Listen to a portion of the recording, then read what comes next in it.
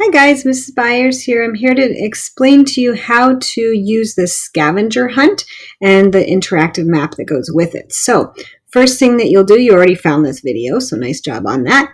Next thing that you'll do is click on the link for the interactive map. When you do that, it'll open another tab that has the map for you that you'll use for all of this. It's a pretty cool map and everything is interactive, so you can click on all these little things, and there's a key over here to tell you what you're clicking on.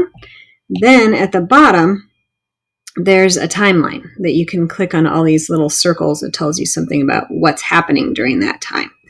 So that's where you'll begin. Then in the scavenger hunt, you'll want to have the scavenger hunt open and the map open so that you can switch between the two and look back and forth.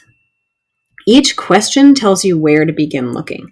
So this first question tells you it's a timeline question.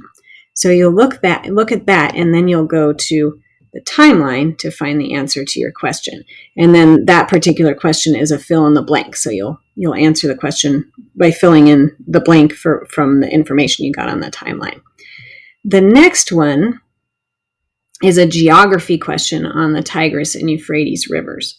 So we have to look at the key for that, the key over here.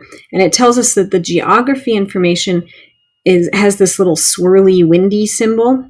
Okay? So I'm going to look at all the little swirly windy symbols, and I'm looking for the one that says Tigris and Euphrates rivers. So it's not that. It's not that. That's the Nile. Aha! Tigris and Euphrates rivers. So I'll click on that. It brings up a little reading for me to do. I can read through here and find the information that I need to answer the question here. And this one's a fill in the blank, but you'll notice there are two questions on that one. So then you'll want to answer the question here, multiple choice. Okay. All right, so then you'll go through all of those. Some of them are, like this one is documents. So then you'll go to find a documents one. They look like that. All different ones. There's objects, documents, places, technologies, those kind of things go back and forth. And then I want to show you another way to use the map that might help you a little bit if you have trouble with the cursor.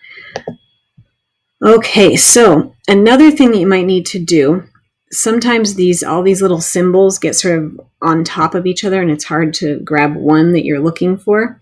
But if you're having trouble with that, so one of the questions is about grain, you can just use the search up here. So I could type in grain and search, and it'll bring up all the topics that have anything to do with grain. But I'm looking particularly for grain, and that's the only one like that. So I can click on that, and it'll bring up the reading for me, and I can do this reading to answer the question about grain, about that good grain.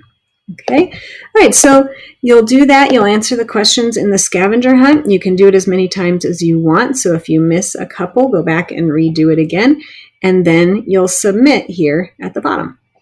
Okay, have fun with it, guys. The map is kind of cool. You can focus on the areas that we've been talking about. It's Mesopotamia is up here. Egypt is up here. That's what we're learning about this week.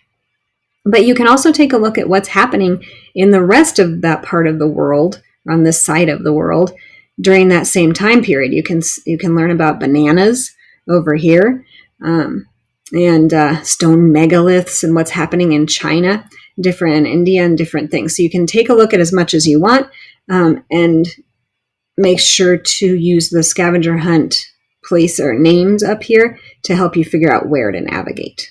Okay, have fun, guys.